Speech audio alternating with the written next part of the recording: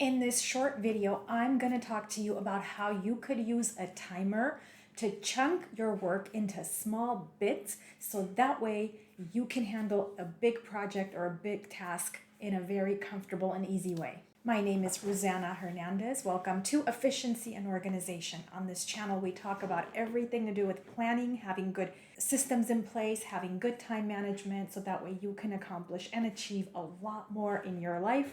Maybe even some stuff you could do in a day that you could previously do in a whole week. So let's talk about why it's important to use a timer, something so simple but so effective. So if you're like me, you get bored easily. So if I have to do a big project, like for example, I'm a high school assistant principal right now. I have to go through about 300 files of students, right? Like about 310 files. To do each one, it will take me, like in one sitting, about 3.5 hours to do. That's a long time and I just can't commit to it. My brain works in a way where I'm like thinking and processing a lot of things at the same time. I get distracted. My own brain distracts me. So what I do is I chunk the work.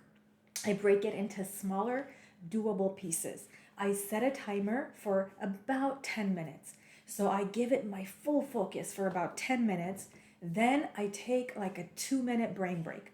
Either I take a brain break, like I relax for a few minutes and then I see what my next project is that I need to do and then get back to it for another 10 minutes. Or the other thing I do is I put it away. I work on another project and another project. So I could do maybe 3-4 things, but like chunking them. So that way I don't get bored. It's an important strategy, especially for like ADHD people who have a hyperactive brain and they're constantly thinking about a bunch of stuff all at the same time. So one strategy I use is a timer. You can use your phone timer or you can use a timer. And I'll have a link to a simple one on Amazon that you can use that I used to use in my classroom previous to becoming a school administrator. I used to have my design my lessons in a very timed fashion because I didn't want to bore the kids with all my talking. I didn't want to just talk and give them information. I wanted to make sure I timed each portion of my lesson so it wasn't too redundant, it wasn't going on, and that way the kids can have an opportunity to process the information, to collaborate and such. So that's where I kind of acquired the skill of using a timer to a point where now, even though I'm not a classroom teacher, I use it in my everyday life. So I've talked about the concept of folders before. So if these are all the projects that I am working on right now, what I'm gonna do is chunk it and like divide it up. So for example, this video is one of the folders, okay? Like this is a project that I'm working on. After I'm done recording, I'm gonna go back to doing the list that I'm telling you. I have to go student by student and look for some information. I'll do that for about 10 minutes, 15 if I can.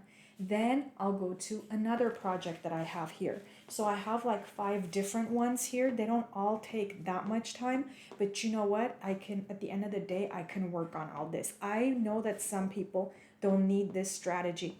I know that they could focus on a project, on a task for a long period of time without distracting themselves, and that's awesome. But if you're like me, if you have the kind of brain where you're constantly thinking about stuff and you get bored easily, this is a good strategy to use. Good, simple strategy. Use a timer. It's a good self-discipline tool. Say, no, I'm going to stick with this. I'm not moving out of my chair. I'm not checking emails. I'm not doing text messaging. I'm just focused on this for 10 minutes. Then I'll do what I need to do when I take a break. I hope you found the video useful and helpful. Be sure to share it with other people, and I will catch you in the next video.